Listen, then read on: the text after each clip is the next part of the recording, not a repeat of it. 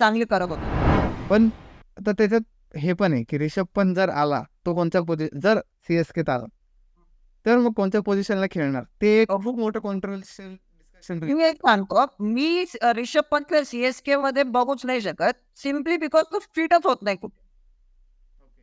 Okay, कारण की हे बघ, मी तुला सांगतो, प्लेइंग 11 तो कोणत्या पण टीम मध्ये गेला तर तो बेंच मध्ये तरी बसणार नाहीये, हे तर फॅक्ट.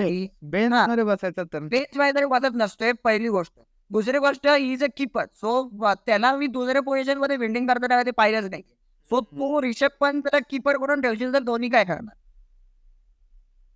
ठीक आहे. At this Dhoni at this stage Dhoni outfield मध्ये फिल्डिंग करू नाही शकत. बाईने 2 आय थिंक नी सर्जरीज करून बसले. बेस्ट कीपरला तुम्ही आउटफील्ड कसं काय बेस्ट कीपरला आउटफील्ड मध्ये ठेवण्याचा अर्थ नाही. पॉईंट नंबर 2 आहे. रोलच चेंज होऊन जातो ते तर नाही.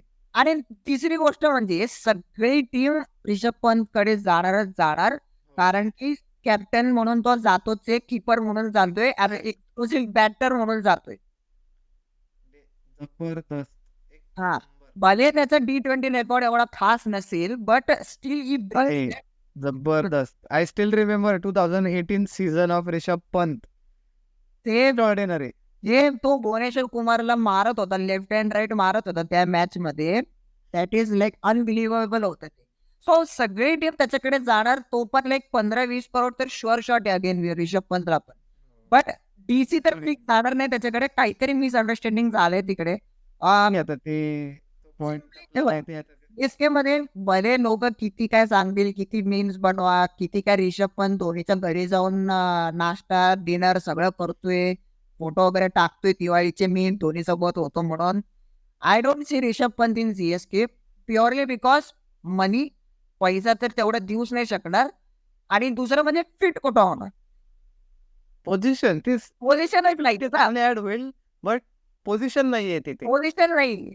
आणि ऋषभ पंतला मी ऍज अ बॅकअप म्हणून नाही देऊ शकत. Rishabh Pant is like playing 11 मध्ये backup player. Is not anyone's backup. Is a playing 11 player. Fair enough, म्हणजे ओके, फेअर इनफ. तर सिम्पल रिझन आहे, म्हणजे मला काय ऋषभ पंत सीएसके मध्ये बघायचं नाही असं काय नाही आहे आमच्याकडे, म्हणजे लाईक धोनी आहे तिथं, तर कशाला मी त्या पोझिशनला चेंज करू ना. सीएसके ला ऑफकोर्स तेच आहे ना, की पोझिशन आता आपल्याकडे लिमिटेड पोझिशन आहे. आपण ऑलरेडी रिटर्न केले तर माहिती आहे आपल्याला की कशासाठी आपण रिटर्न केले तर म्हणजे लाईक ते ठीक आहे. आता प्रोसेस सो सिम्पल तेच आता रियालिटी असं होतं. ती गोष्ट तशीच होऊ शकते. आकडेवारी मांडायला खूप चांगलं वाटतं लिस्ट मध्ये, पण त्या ऍट द एंड तेच आहे की game stable, team stability, competition काय करतं शेवटी, की लाईक टीम स्टेबल नसेल, मग तू फक्त एका प्लेअर साठी एवढा आपण शेल आउट करतोय, तर मग काय, मग उपयोगच नाही, मग काय प्लेइंग 11च बनणार नाही तुमचा काही.